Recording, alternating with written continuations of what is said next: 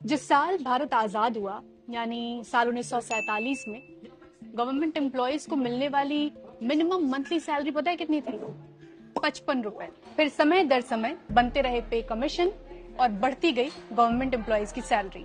कुल जमा 6 पे कमीशन के बाद साल 2016 में आया 7वां पे कमीशन, जिसके बाद सेंट्रल गवर्नमेंट एम्प्लॉयज की मिनिमम सैलरी कर दी गई 18,000। अब केंद्र सरकार ने 8वें वेतन आयोग की भी घोषणा कर दी है।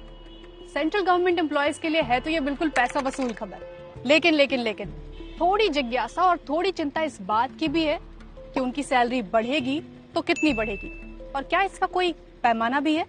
पैसा वसूल के इस एपिसोड में बात इसी पर।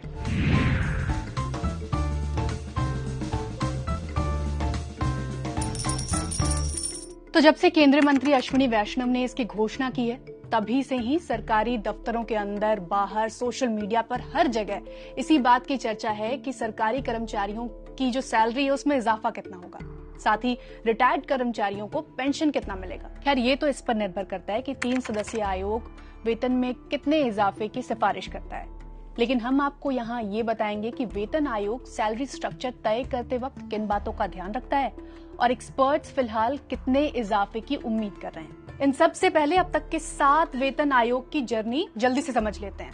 तो देश में पहला वेतन आयोग साल 1946 में गठित हुआ।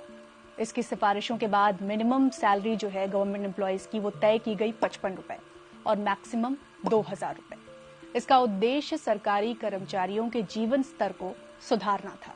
दूसरा वेतन आयोग गठित हुआ साल 1957 में और इसमें बेसिक मिनिमम सैलरी तय की गई 80 रुपए प्रति महीना। इसमें पारिवारिक भत्ते और रिटायरमेंट प्रॉफिट पर जोर दिया गया।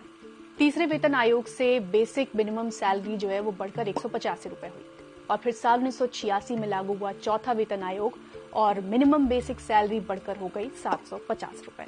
लिबरलाइजेशन के बाद यानी साल 1997 में 5वें वेतन आयोग के लागू होने के बाद मिनिमम बेसिक सैलरी 2550 रुपए हो गई और मैक्सिमम सैलरी पहली बार 5 अंकों को पार करते हुए 26,000 रुपए हुई। छठा वेतन आयोग साल 2008 में लागू हुआ, जिसके बाद मिनिमम बेसिक सैलरी बढ़कर हो गई 7,000 रुपए।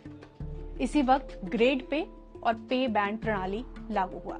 7वें वेतन आयोग ने मिनिमम सैलरी को 18,000 पहुंचा दिया और अधिकतम सैलरी हो गई 2.25 लाख रुपए। सरकार के सबसे बड़े अफसर माने जाने वाले कैबिनेट सेक्रेटरी और उनके समकक्षों की बेसिक सैलरी 2.5 लाख रुपए तय की गई। अगर पेंशनर्स की बात करें तो छठे वेतन आयोग के बाद जहां मिनिमम पेंशन 1,275 रुपए से बढ़कर 3,500 रुपए हो गई थी, वहीं 7वें वेतन आयोग के बाद मिनिमम पेंशन को बढ़ाकर 9,000 रुपए कर दिया गया। छठे और